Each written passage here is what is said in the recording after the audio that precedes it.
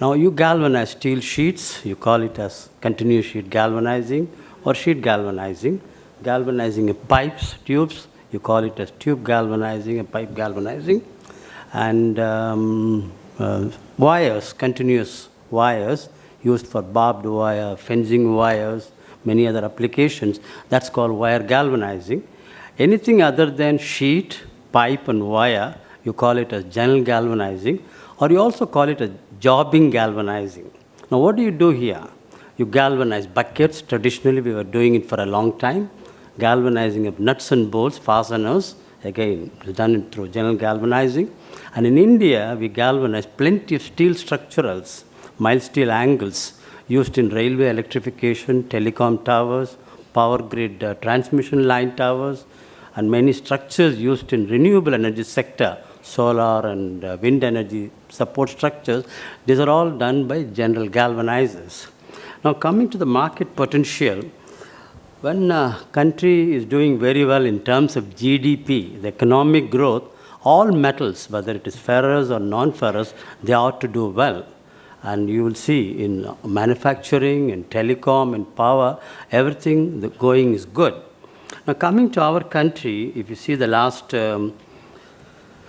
few years, the GDP, we were doing exceedingly well, 9.3 in 2010-11, 2011-12, 6.2, and last year, 4.9%. And yesterday you had the economic survey where the Indian government has set a target that 5.52, 5.9% GDP should be the target for the country. So we hope to achieve this, if not 5.5, maybe we might touch 5.2, 5.3, etc. Now, while talking about GDP, you also have to look at when the country is in a good state of health, the amount of money you are sinking in, you're putting in the infrastructural sector is a very key thing. If you look at the 11th five-year plan, 2007-12, India invested only 500 billion US dollars. And for the 12th five-year plan, which is the running plan now, 2012-17, it is double the amount, 1,000 billion US dollars in all these structures. And you are seeing there are many things happening in this country the last few years. You have a look at this, last 5 years, 10 years, there's a total change in the scenario. World-class airports, world-class highways, and metro, monorail, and many things coming in the country. Sea Link bridge in Mumbai. There is also a structure coming in Delhi, the Signature Bridge, which is going to use plenty of steel. But unfortunately, last 2-3 years, the money invested in infrastructure has been very discouraging. But I think the new government has got excellent ideas and they've got many things. Some of them I would like to tell you. The Prime Minister and many others are talking about 100 smart cities in the country. 100 smart cities in the country, Tier 2 level, not the metros. Cities like Bhopal and Jaipur and cities like that. That's going to be world-class cities with modern living standards and in transport, in living, in communication, etc. And also you must be reading many things in the newspapers. The dedicated freight corridor project between Amritsar and Kolkata and Mumbai to Kandla or somewhere. And these are all the projects where there will be plenty of opportunity of steel to be used for railway electrification structure, and there will be many other applications used in the railways also. And you also know about the industrial corridor project, Delhi-Mumbai industrial corridor project with Japanese aid, and similarly there's going to be a industrial corridor project from Chennai and Bangalore. These will all have latest communication facilities, lighting facilities, highway guardrails and crash barriers and many things. And you also know that the railway budget talked about 10 world-class railway stations like the airports that you're seeing in many places. That's one of the ambitious program of the railway budget. And in renewable energy, because there's a perennial power shortage in the country has realized that India has to put in a lot of money in solar energy and windmill energy to supplement sources of energy. And there is a mission called Jawaharlal Nehru Mission. There's a huge money earmarked for solar energy.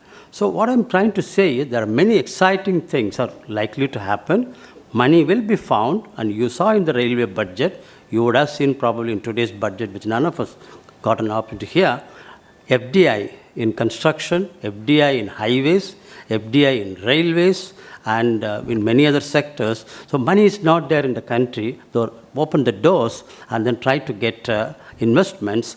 And many countries are keen to invest in India. You've been seeing the number of prime ministers and foreign ministers coming for the last 1 month to see the new minister, the new prime minister. They're very keen. After China, it is India, and money has to be spent in this country, and they will get the returns, and India will benefit from this kind of investments.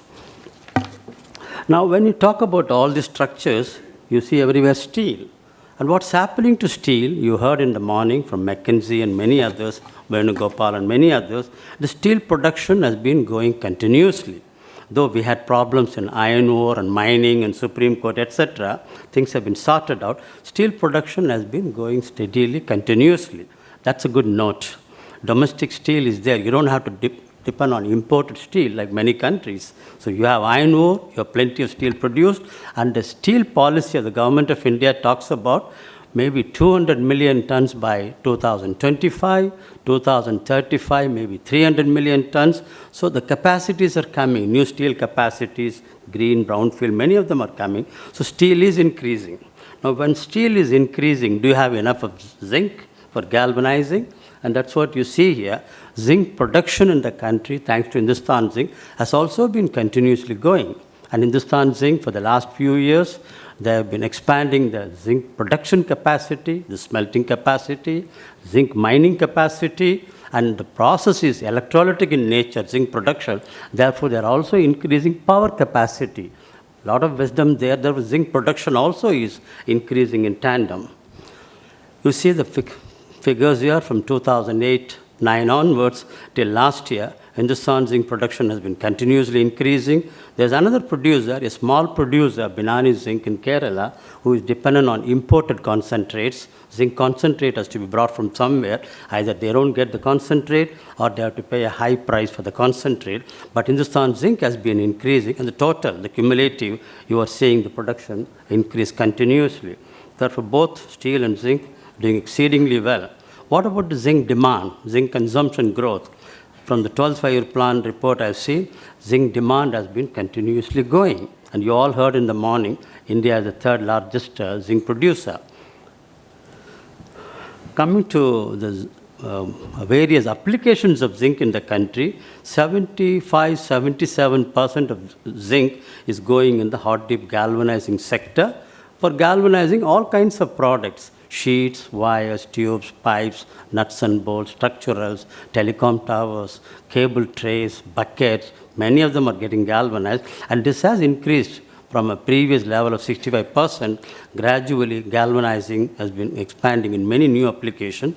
Then you got all the other zinc alloys and zinc oxide and zinc dust and dry cell batteries, which you use for your remotes and your clocks, etc., the dry cell battery. So 77, the world average was around 50-52% from Stephen's lecture. So India is galvanizing plenty of zinc is going in the galvanizing sector. You may be happy that we are better than the world average, but we are not galvanizing many things in the country. I'll tell you the message later. We are doing selectively, but there are many other areas where India has to use a low-cost protection like hot dip galvanizing. Looking at the structure of the galvanizing industry, if you look at zinc usage-wise, 50% of the zinc is going in the sheet galvanizing sector, continuous galvanizing, tubes and pipes around 33-35%. General galvanizing, that's very small, 12% in India. And that is where we have to see that this cake expands. And the wire industry, steel wire, is about 5%. Now, general galvanizing, what are the usage? What are the consumer base? 45% of the galvanized steel is going in the power structure, like transmission line towers, substation structures, gusset plates, nuts and bolts, etc. Telecom sector, last few years, this has expanded after the telecom mission in the country. 16% is the galvanized steel usage. Railways, for a long time, We used to do a lot of railway electrification in the beginning, but after some time, more and more funds were spent on railway safety and passenger amenities, etc. So railway electrification suffered for some time, but now I find from the railway budget and many other documents, plenty of money is going to be put in the railway electrification structure too. Sorry? Now, let me look at the current markets and what are the expanding markets. Now, power transmission line towers in India, they are always hot dip galvanized because this is a critical structure. You can't think of maintaining them. You can't think of painting them or repetitive repairs, etc. Once galvanized and erected, it has to give a trouble-free, maintenance-free life. Therefore, that structure, that sector is using only galvanized transmission line tower members made of steel angles.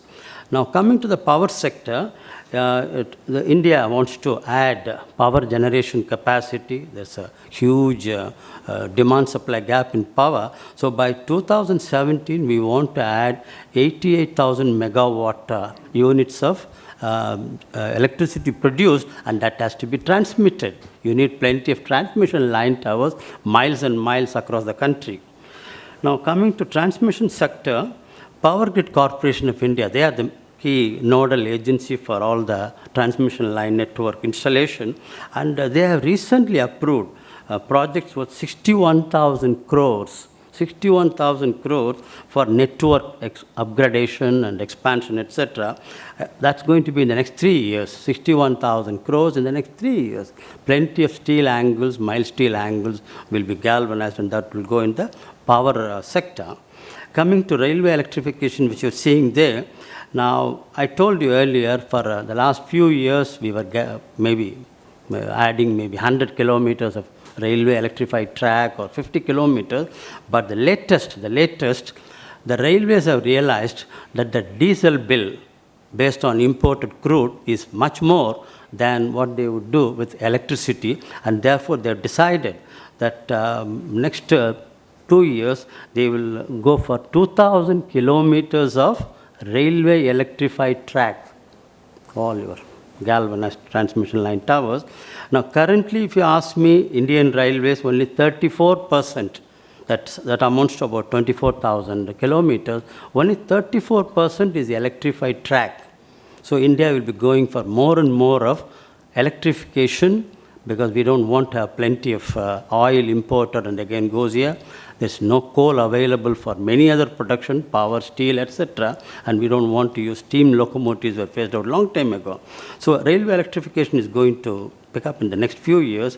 Approximately, I understand from my railway friends that the cost of electrification will be around rupees 1.5 crore per kilometer. And that's not huge compared to what you will be spending on import of oil and using it for your diesel electrification, etc. Now, what you are seeing here, the various distances, kilometers, galvanized and used in railway electrification. 2013-14, 1,800 kilometers were supposed to be electrified, all galvanized railway electrified towers, and about $325 billion were supposed to be spent. That was not spent, but I think in the next 2 years this will be spent, and you will see more and more of orders coming from the railways. Now, coming to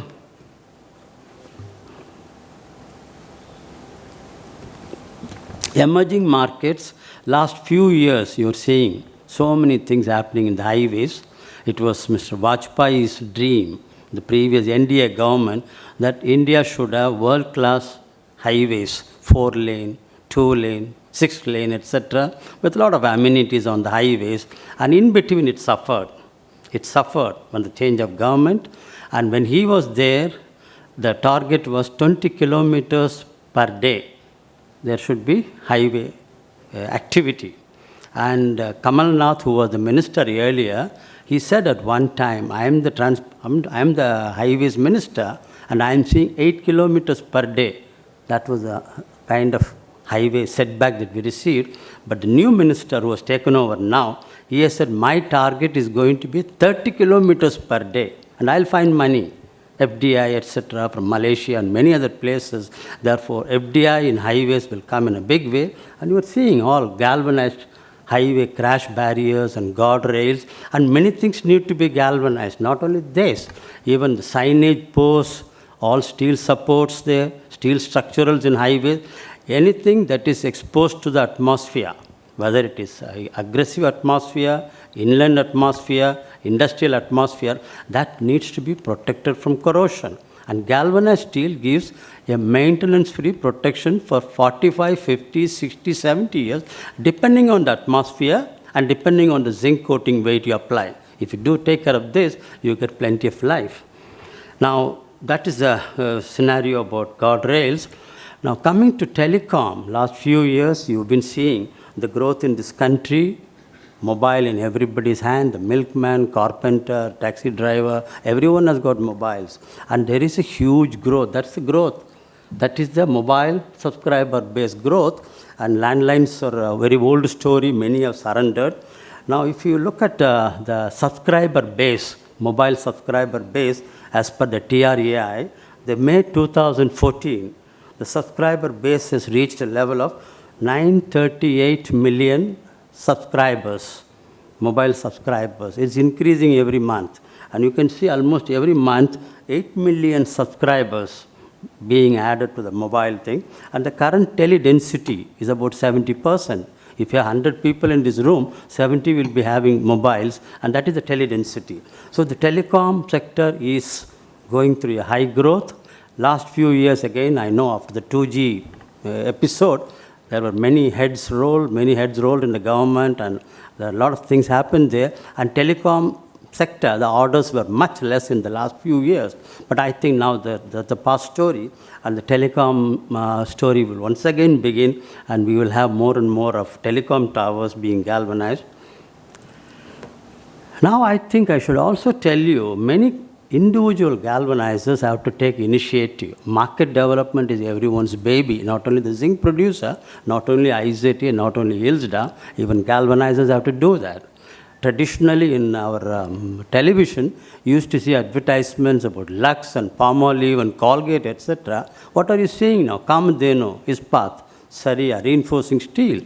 From Agni, reinforcing steel. Steel is being advertised, black steel for construction. But have you seen any ads about galvanized steel? No, we haven't. So galvanizers have to be a little more active in the mass media, electronic media, local newspapers. Customers will never know the inherent advantage of galvanizing. We have to do the selling. And I have a nice presentation I can share with any one of you. There are 12 inherent advantages of hot dip galvanized coating. It's not known to the common man, not known to the architects, not known to the builders and construction companies. So we have to carry the message. And one of the galvanizers, one of my friends in the galvanizing industry, he talked to the ports, Vizag port, etc., and all the gas angles used in the ports, when the ports were expanded, the port was expanded, all the angles were galvanized, otherwise they would have gone for painting. And every 2-3 years they will be painting, spending much more money in the process. Now again, this is Valmont, you can see here, see the beautiful high-mast galvanized steel. It looks beautiful. Just look at a rusted lamp pole. You see the rusted lamp pole. You see the rusted fencing wire. You won't like to even look at it. Forget about touching it. So galvanizing gives good aesthetic, pleasant appearance and gives 50, 75 years maintenance-free protection. And why only high-mast lighting columns? Even the normal street lamp poles in any city in India needs to be galvanized. It should not be painted. It should not be seen as a rusted one. Every municipal corporation, every PWD, everyone needs to be educated. Even the normal height lamp pole in front of your house, in front of any street, all the lamp poles, normal height, need to be galvanized. You can see here, I took some pictures in Delhi. Delhi might have the advantage. This is all during the Commonwealth Games. Everything was galvanized, and that's when I took some photographs. And even the normal height ones need to be galvanized in every city across the country. Now, one area where I see a lot of opportunity, pre-engineered building systems. Now, this is becoming very common in India. industrial godowns and airport hangars and many steel structures. These are all done in a matter of 1 week or 5 days. The steel angles come in specified dimensions with all your nuts and bolts and washers. You erect it in no time. You start constructing it out of cement and brick, you will be spending 4 months and 6 months carrying cement and carrying water, dirtying the atmosphere, etc. This is done in a very clean location. This is done for an office in Delhi, a treasury office. You see the one during construction and see the one after construction. And this sector is witnessing about 10 to 15% growth every year. It's coming up in a big way. All industrial sheds, all warehouses, Central Warehouse Incorporated, many of them, they are all out of pre-engineered building systems. Buildings. Now, steel structure is traditionally India has been always steel and not steel, rather brick and mortar structure. But there are many steel buildings coming in the country.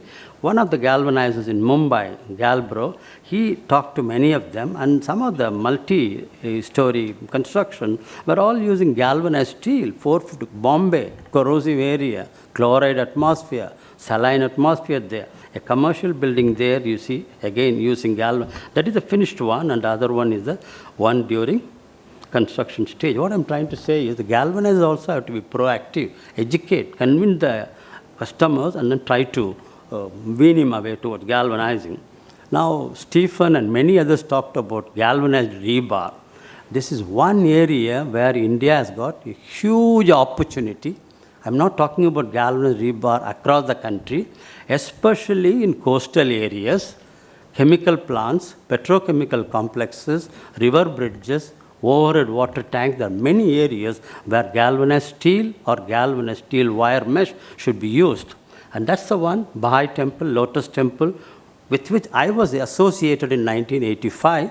And they wanted a monument like Taj Mahal, should not have any rust on it for several decades. It should not have any cracks. So they wanted to have a good protection. And we immediately thought of the Sydney Opera House. Similar looking structure in the river in Sydney, exactly similar. They used galvanized steel in Australia. And we got the message, and we talked to L&T, ECC, and that's the way on using about 400, 500 metric tons of galvanized rebar. Go and see it today. There's no crack, there is no yellow stain, outside, inside. It looks beautiful. And after 1985, many structures have been galvanized in Mumbai, thanks to one particular galvanizer, but there is an unlimited option in many places, not only in Mumbai, there's plenty of options of galvanized rebar. You can see here in Mumbai. That's the company, one of the galvanizing members, Galbro. This is a residential building in Mumbai, a high-rise building, 22 floors, using 1,100 metric tons of rebars, galvanized. There are many more case studies from Mumbai. I got many of them. MTNL office complex and something near Haji Ali building, etc. The many which have used galvanized rebar. In a bridge, again, by the same company, in a bridge, you can see galvanized rebar being used there under construction. So galvanized rebar has got a huge opportunity. And you go to any builders convention, any conference, they will give you umpteen number of concrete cracking. The balcony collapse or the balustrade collapsing, the building collapsing because of the corrosion of the rebar inside. They would have used a water which contain high chloride level, or concrete is porous. You know, concrete is porous, and gradually CO2, SO2, even moisture penetrates and does attack the reinforcing steel, and the rust develops, which is voluminous. It expands, and then it applies thrust on the concrete, and then it breaks.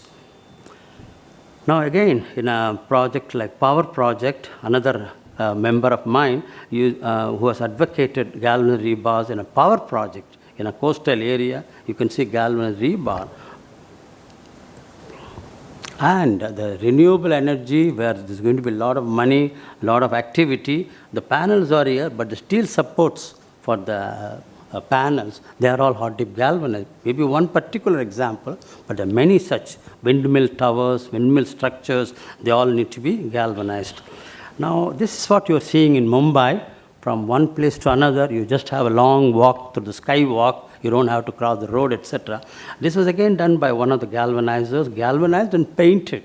And you see the yellow paint there. And this is again a beautiful looking structure. Now, India is a corrosive country. Some of the areas, the corrosion rates are very high, very old data, but I think they are trying to make an updated corrosion map with industrialization, with more of construction activity, etc. So we have to reassess the corrosion rate, but India is a corrosive country, and especially coastal areas and industrial locations, everywhere, I think whatever steel you are using need to be galvanized. So what is the final action point for many others, including me?